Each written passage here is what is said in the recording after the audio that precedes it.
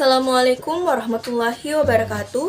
Perkenalkan, nama saya Umi Kalsum Alimuddin, MPM 0911041908, kelas A, semester 6, Prodi Administrasi Publik, Fakultas Ilmu Sosial dan Ilmu Politik, Universitas Muhammadiyah Sedendeng Rapang. Pada kesempatan kali ini, saya akan menjelaskan beberapa topik pembahasan terkait mata kuliah Teori-Teori Administrasi dengan dosen pengampu Bapak Kamarudin Selang, Estos MAP. Adapun topik pembahasan yang akan saya bahas pada kesempatan kali ini yaitu 1. Sejarah Administrasi Publik, 2. Administrasi Publik sebelum Wilson, 3. Pergeseran paradigma, 4. Pengaruh ilmu pengetahuan dan teknologi, 5. Isu tentang arah perkembangan administrasi. 1. Sejarah administrasi publik. Administrasi publik sejatinya sudah ada sejak dulu ketika terdapat pembagian status antara pemerintah dengan yang diperintah apapun bentuknya. Karena dalam proses memerintah atau melayani masyarakat dibutuhkan sistem administrasi atau manajemen yang kompleks. Meskipun begitu, ilmu ini baru mulai diajarkan di universitas di Indonesia pada tahun 1950-an. Literatur kuno administrasi negara dapat dilihat dalam buku pemikiran Confucius, Plato, Machiavelli, Demosthenes, Rousseau, Bonin, Hegel, Vivien, John Stuart Mill. Tulisan tersebut telah membuktikan bahwa ternyata administrasi publik sudah sering dibicarakan sebelum berdirinya administrasi publik yang diperkarsai oleh Woodrow Wilson. 2. Administrasi publik sebelum Wilson. Confucius, dia mengatakan bahwa pelayanan publik harus memiliki moralitas yang baik. Pihak yang memerintah dan anak buahnya yang melayani memiliki hubungan paternalistik yang baik, memberi contoh yang baik pada pihak yang diperintahnya. Plato mengemukakan dalam bukunya yang berjudul The Law tentang administrasi Yunani kuno. Dalam bukunya, administrasi dibagi dalam 3 cabang, yaitu pengawas kota, pengawas agora, dan pengawas tempat ibadah. Lalu menggambarkan bagaimana menentukan jumlahnya, seleksi sebelum bekerja, tugas dan kewajiban, kemudian sanksi apabila ada pelanggaran. Dalam politik dan On the Athenian Constitution, Aristoteles juga menambah satu jenis pengawasan lagi, yaitu pengawas pedalaman. Dalam buku The Prince, Niccolo Machiavelli juga menyebutkan pentingnya pelayanan publik. Para pelayan tersebut juga harus sering dipuji agar menambah motivasi. Montesquieu dalam The Spirit of Law mengungkapkan perbedaan antara sistem hukum dan administrasi, lebih difokuskan kepada fungsi regulasi.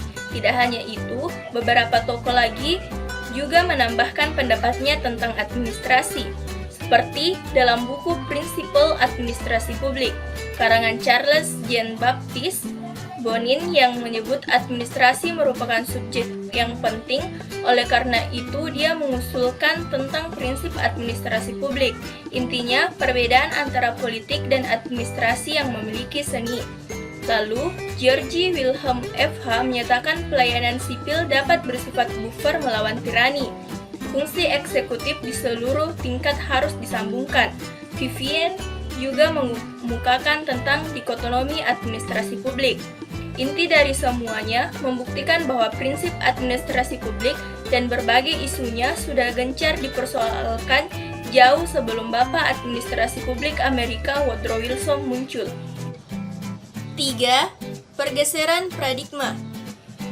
Paradigma adalah suatu cara pandang, nilai-nilai, metode, prinsip dasar atau cara memecahkan suatu masalah yang dianut oleh suatu masyarakat ilmiah pada suatu masa tertentu. Menurut Nicholas Henry, terdapat 5 pergeseran paradigma, yaitu paradigma 1, 1900-1926 adalah dikotomi politik administrasi negara.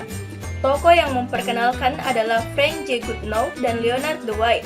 Goodnow dalam Politics and Administration berkata bahwa politik sebagai pembuat kebijakan, sedangkan administrasi negara adalah pelaksana kebijakan. Administrasi negara harus bebas nilai dan diarahkan untuk mencapai efisiensi dan ekonomi dari birokrasi pemerintahan. Paradigma 2 1927 sampai 1937 disebut paradigma prinsip-prinsip administrasi negara. Tokoh yang terkait adalah Willoughby, Gulick, dan Urwich yang dipengaruhi pemikiran Fayol dan Taylor. Prinsip yang diperkenalkan adalah planning, organizing, staffing, directing, coordinating, reporting, dan budgeting. Paradigma 3 1950 sampai 1970 adalah administrasi negara sebagai ilmu politik. Menurut John Gauss, teori administrasi negara adalah teori politik di mana lokusnya adalah birokrasi pemerintahan. Paradigma 4 1956 sampai 1970 berkembang pemikiran administrasi negara sebagai ilmu administrasi. Prinsip manajemen dikembangkan secara ilmiah dan mendalam. Fokusnya adalah perilaku organisasi, analisis manajemen, penerapan teknologi modern, namun lokusnya kurang jelas. Paradigma 5, 1970 sampai sekarang adalah administrasi publik sebagai administrasi publik. Fokusnya adalah teori organisasi, teori manajemen, dan kebijakan publik, sedangkan lokusnya adalah masalah dan kepentingan publik. 4. Pengaruh ilmu pengetahuan dan teknologi. Ilmu administrasi negara mempengaruhi dalam hal pengambilan keputusan dengan memanfaatkan teknologi komputer oleh Herbert Simon. Ilmu politik menyumbangkan pendapat bahwa administrasi publik sebagai medan politik di mana kelompok kepentingan terlibat dalam pemilihan kebijakan. Pengaruh sosiologi dapat dilihat dari teori birokrasi, sistem, perubahan sosial, kelas, kekuasaan, dan masyarakat ke dalam administrasi publik. Ilmu ekonomi berperan dalam pemikiran pengelolaan secara efektif dan efisien. Psikologi sosial juga ikut menyumbangkan mengenai produksi kerja. Sejarah merumuskan metode studi kasus untuk pengambilan keputusan, reorganisasi pemerintahan, dan anggaran. Administrasi publik juga sangat dipengaruhi ilmu perbandingan administrasi dan globalisasi, serta teknologi, teknik, dan spesialisasi baru. 5. Isu tentang arah perkembangan administrasi. Salah satu isu penting yang sering diungkapkan para ahli administrasi publik adalah ke arah mana administrasi publik sekarang.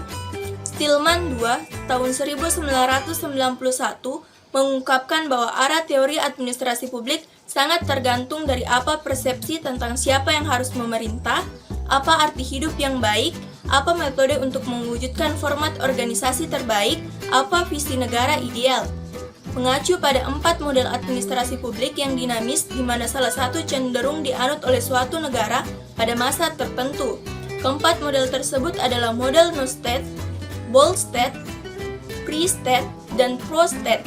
Masing-masing model tersebut memiliki karakteristik yang sangat spesifik sesuai dengan perkembangan suatu negara. Itulah tadi penjelasan singkat terkait topik pembahasan pada kesempatan kali ini. Saya akhiri, billahi fisabilil haq, fastabiqul khairat. Assalamualaikum warahmatullahi wabarakatuh.